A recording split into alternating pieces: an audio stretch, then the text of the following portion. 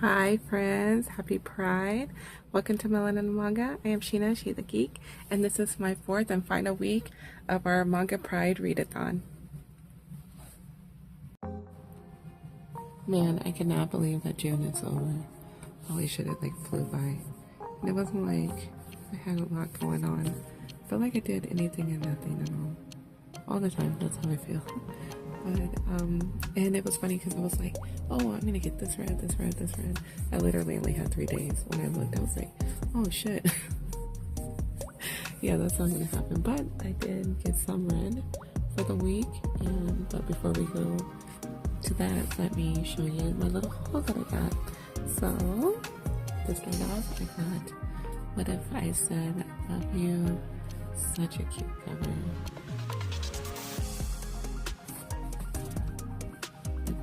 Really cute too. It looks like this is a heartwarming childhood and so lovers BL romance. Cute. It didn't have any plastic wrap around it, and that's okay because I think they're in high school and I don't want to see that shit, you know. So I will take that cutesy stuff. And it looks really simple and really cute. So yeah, shouldn't take very long to read. Hopefully enjoy. And then we have May I Have a Taste, number 2. There you go. So I'm super excited to read this one. I really enjoyed the first one. And you know, a lot of people are like, oh, this is, you know, like BL but not BL. But I think this is going to be a really slow burn. And if you read it, you'll understand why, because these two are fucking toxic as fuck together. They don't have the best fucking relationship. I mean, I guess you don't have to have that to be physical, but like a lot's going on. So hopefully it is a slow burn because I'm here for it. It's very messy. Let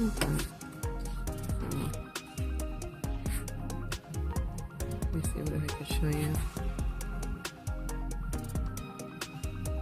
Yeah, let's see. Show me a little bit. Super excited to read that one. Then we have another Sublime, and that is Forest of the Rabbits. Barnes & Noble's released this early. Yeah, I was like, dude, I know this creator right here. So I have blueberries all over my fingers. And that's in Field. I think that's the one that they wrote. And I'm like, how are we getting a new series? And we haven't got number 2 of that series. It's been forever. I wonder what happened to it, so hopefully we get that soon. But I'm loving the green on here. So yeah, it looks like. Are you serious right now, Maria? A few moments later. She is so naughty. But yes, that was Forest of the Rabbits. Then next we have Remnant. Oh Lord, Beastman Omega. Omegaverse, here we go. Oh Lord. You know what? I be signing up for the shit. So it looks like after losing his parents and his little sister Bella, both Omegas, growing up under the church's care. Oh. Okay. As his first heat draws near, he secretly sells his body to save enough money for them to escape. But when he discovers that the orphanage has been trafficking Omegas at the black market, his fragile world shatters. Ooh. Desperate to protect his sister, to dangerous jobs. Uh-oh, only for his first heat to strike at the worst possible time. Yeah. Uh-oh. I love wolf stories, like werewolf stories, and I also love like fated mate stuff and things like that. Ugh, so I know that's exactly why I picked this up. So hopefully it is not gapey, okay? Then I picked up Roses and Champagne, number 3. Love this cover. Absolutely loving this series.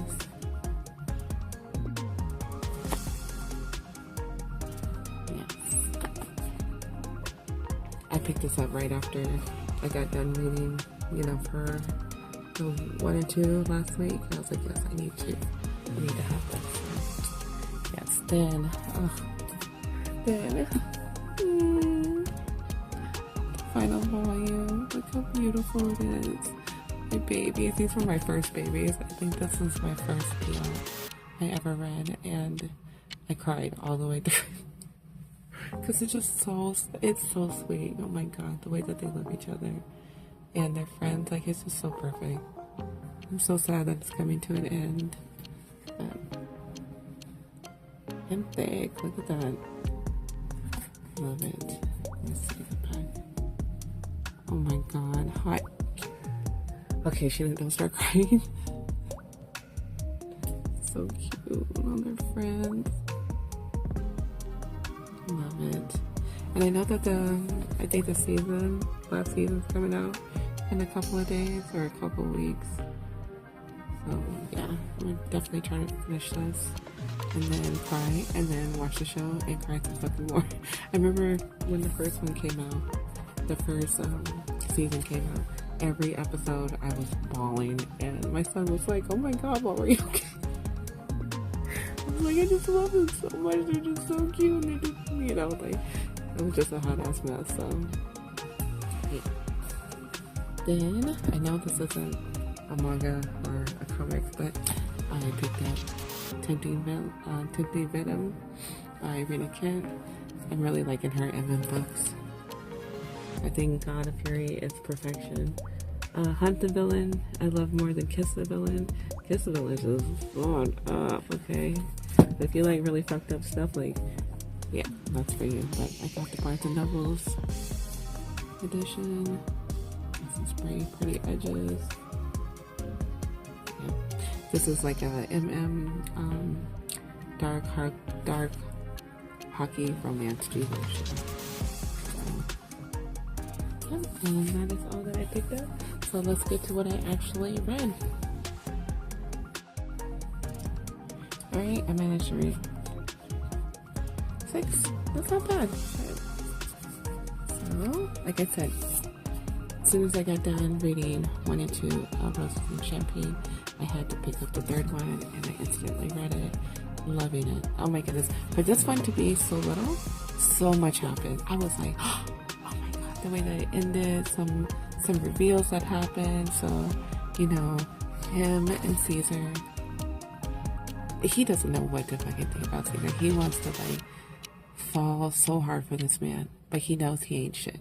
And then him being a lawyer, he's like, I just don't want to get involved in like the crooked stuff that he's in, but he can't help but to be like intrigued by it and, you know, follow into what Caesar wants and what he does, you know, like him being his lawyer now.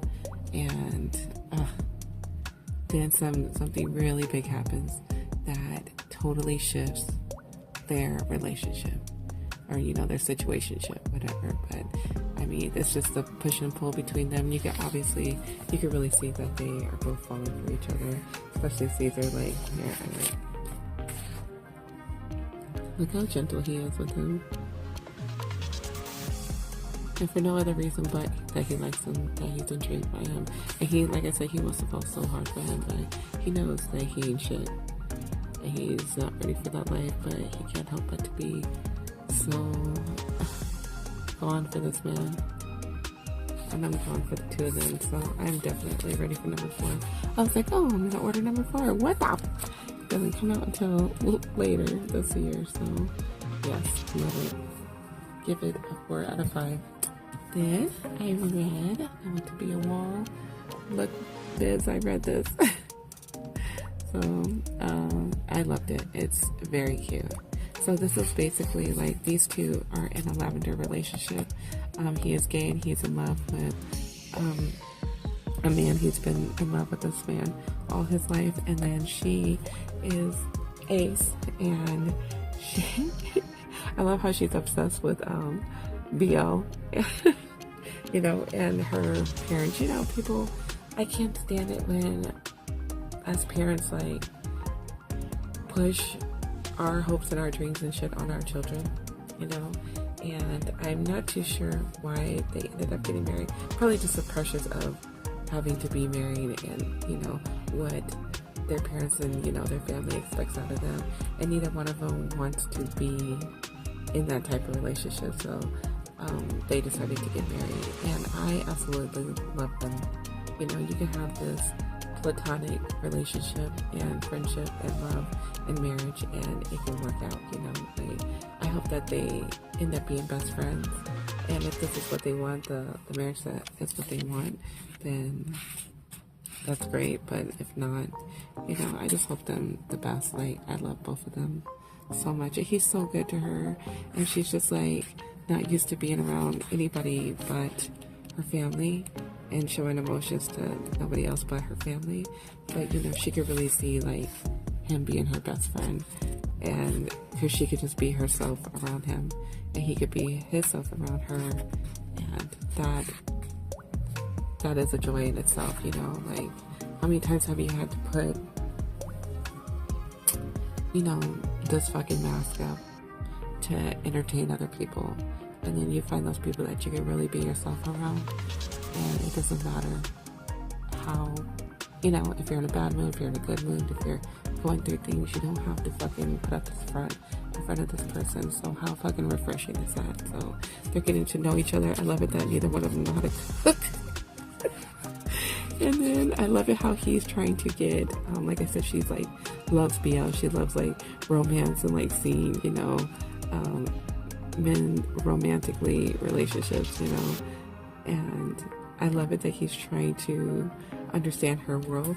And he's like, hey, after dinner we should read BL together. I'm like, oh my god, lucky. So this is fucking beautiful. This is beautiful, and I hope it stays like that. I hope they don't like make it into something just to make other people comfortable. Like, show how ace people are, show how a lavender marriage works, show those things, you know. And it's okay, and show it that it is okay. Fuck, like, I love it. And I can see why they love this so much, because this is beautiful. So yeah, definitely will be picking up the rest. Then I read I Can't Stand Being Your Childhood Friend, number 3. This is the very last one. I love these two. I wish we just got a lot more of the relationship. Like, they're still trying to figure it out, you know. They're very jealous because they're used to being together all the time, and now like they're having separate lives and like separate careers and shit like that, so it forces them not to be together at all times. So there's room for jealousy, there's room for like other people's to get their attention and everything like that. So they're navigating that. 80% of this book was physical, when I wish we'd have got more. I wish we'd have got more, like more moments of them talking, more moments of them being cute, maybe even like 5 years into the future or something like that. So, but I mean, overall I loved it. I definitely think that the short story, the 3 books that are there are worth picking up, because yeah, I love it when friends fall in love with each other. But just know that this is very heavy on the physical part of it. Okay, then I picked this one up, and I was like, why do I feel like I literally just read about these boys? Like, the art in it and the way that these boys look. I was like, oh, this is by the same fucking creator. Hello, good job, Sheena. So this is that cake verse. This was, I needed more out of this. I needed more out of this story. So these two, so he's the cake, he's the fork, okay? And they end up finding out that they're one's a cake, one's a fork, and they end up messing around with each other.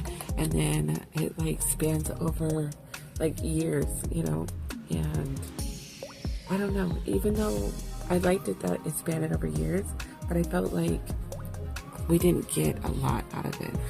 I don't know. Yeah, I don't feel like I got a lot out of it at all. I needed more, but the art is very beautiful. Let me see, make sure that there's nothing naughty in here. Actually, I don't think there's really anything that naughty in here. So yeah, oh, God, I love their art though. I don't know if I'll pick up the next one. Maybe just to see if it gets any better. So yeah, I gave this like a 2.5 out of 5. Like I said, I needed more. Then this fucking disaster of a book. I hate it. Look how cute this fucking cover is. Here we go, Tokyo Pop. Like this, yeah, yuck. So this person right here, they are a streamer and they have like this big following online. So this is their character when they're online, and then this is them. They don't leave their apartment, as you can see. They are very depressed. They feel like this persona online is taking over their life, and they don't know if they even want to do it anymore, if this is what they really love anymore. You know, they love their fans, they love all that stuff, but it's so empty, you know. And when they're not streaming, they don't feel anything, you know. And this is their fucking manager right here, and I'm not too fond of him. So, you know, he enables him. He brings him food. He doesn't make him like go outside. You know, like he takes care of him. He's always like throwing it out like, oh, I don't take care of anybody else like this. So the company that he works for, that they work for, pairs them up with managers that are the same sex. Well, little do they know, to like keep things, you know, uncomplicated, but little do they know, they're gay and they are in love with their manager. So one day, you know, they make a move on them. It's their manager, and they make a move on them. And it's like literally, 10 pages in, it starts to get hot and heavy. But it's so fucking toxic, and like this manager, he is fucking obsessed with him in the wrong way. I think they try to explore like this kink of like being bullied and stuff like that, but I think it was just terribly done. Terribly fucking done. Like halfway into the book I was like, ugh, you know. And like the way he isolates him, and like the way he makes him just all about him, like all his life about him and obsessed. So I don't know if it's gonna be like that, like where it's not gonna be love. Hopefully it's not, because the way that it's going. But then they're trying to make it seem like he's into like being bullied, you know, and that's fine. If that's your kink, that's fine. But I don't think that's exactly what he needs right now, you know, because he is depressed. He is like really down on himself and shit like that. So I don't know. I didn't like it at all. Ugh. And like half the time, I know that they were trying to drill in that, like, you know, he's streaming, you know, and he streams even more, and then he gets off and he's hella depressed, and then like a lot of it kept going back to that and like repeating itself, and I was just like, this isn't for me. I won't be continuing on with the series, and I will be finding this one anymore. Like I said, it's just a hot ass mess, and it's not a hot ass mess, but this one right here, this was a hot ass mess, and I am here for it. This is guilty pleasure, okay? Because I don't know, it's not even all that great, and I was just like, I need number 2. I love it. It's so this dude right here, this cover cracks me up. This dude right here, he lives in, you know, Earth, the real world. He gets sucked in by, oh Lord, let's see, this guy is a mage, and he casts a spell to bring, let me make sure, to bring a maiden over, right? So then you see him, this is his little sister, and they both get sucked in, okay? He goes in after her and everything, so, and then they both end up over there. And then he gets his sister to go back and make sure. And the mage is like, well, I already spent too much time, too much energy, and you're going to become my maiden, right? So let me see, I can't show you anymore. So he's like, you're gonna become my maiden. And basically it's physical with him to get his mana and get his energy so he can go and use, his powers and stuff like that. And he binds him in a contract and stuff, like forcefully. The contract. This is very consensual, not consensual. Okay, so, and yeah, I'm obsessed. I'm obsessed. Like, I can't tell you anymore because it'll give it away. But yes, this is gonna definitely be like guilty pleasure, just a fun time. Like, caution to the wind. Like, loving it. Absolutely loved it. So yeah, very, very naughty parts, but very likable parts too. Look how beautiful he is. So grumpy, but for good reasons. And he's so sweet. He is so goddamn sweet. So naive, so sweet. Yeah, the art is gorgeous. And I love the way that they fight with each other. Let me see. I wish there wasn't so much. So many naughty parts. Let me see. Oh, this is cute. Look how cute they are right here. Yes, I need more. I need 1,000 more of these. So, yeah, and I think that is all that I read. Yeah, let's get to that bingo board, shall we? Alright, I know that I did not cover the board, but that is okay. So, let's see what we still have. Purple cover. I'm gonna say that this is mainly purple. If not, oh well, that's what I'm going with. Then friends to lovers. Yep. So we have this one. Then we have friends wreck. I'm gonna say want to be a wall. It's definitely Bizarre's doing. Then a yellow cover. I did not. I mean, this has a little bit of yellow in it, but nothing to be like, yeah, that's what it is. So, yeah, no. Then coming out. No. And no. So, yep, can't do that one, but I think I did okay. So, and this is my first year doing this, and I love this. I love this concept and everything, but I couldn't wait. Like, I was like picking out books and stuff like that, but I knew that this one was gonna fuck me because I did not have any yellow ones. Yeah, but yeah, I enjoyed myself. I think I read 30 altogether. It's like $1 round. No, I read 30 books this month, so that's really good. I got some shit that's been sitting on my shelves, just rotting away, read, and I made room for some new books because I know that there are some that I'm definitely not going to keep, and that's great. So yeah, I had so much fun, and that is it. Yes, I had an excellent time, and I got to meet some new people and build some more friendships and relationships, and I'm forever fucking grateful. That's what it's all about, really, just building more community, connecting with more people that are, like-minded and everything. Some people that you've been admiring. It was funny because, like, Bizarre and we followed each other, and then I was like, I'm watching his shows, he's watching my stuff, admiring me, I'm admiring, like, it was just funny how we were like, holy shit, like, we've been fans with each other, now we're, becoming friends and everything, and I love that. The views are cool, but it's just like, the community is what I love, and I love sharing and being a part of it, and I am so grateful to the host, and I'm so grateful for the people that tagged me and included me. I just love it. I love to see what other people are reading, and Pride is way more than just reading and talking. It's about, like,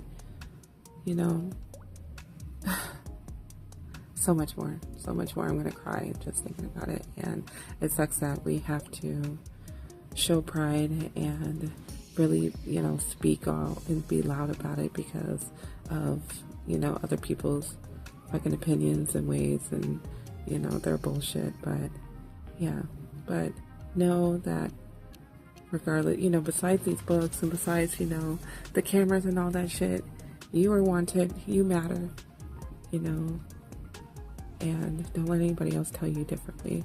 You belong right here on Eminem. If you feel like nobody loves you, we love you, okay? Mama Sheena loves you. TT fucking Inja loves you, okay? And we love for you to stick around and say something. Because just like I said in my first video, I remember sitting there quietly watching these two women, these two queer women, talking loudly and proudly and not giving a fuck, and, you know, including me and saying hi and making me feel like I belong, like I found my people, and I'll always fucking be grateful for that. So if I could give somebody that, hell yeah, you know, this is worth it. This is worth like embarrassing myself and feeling awkward and all that just to find somebody else that needs a community, you know. So yeah, like I said, thank you. I love you. Please take care of yourself.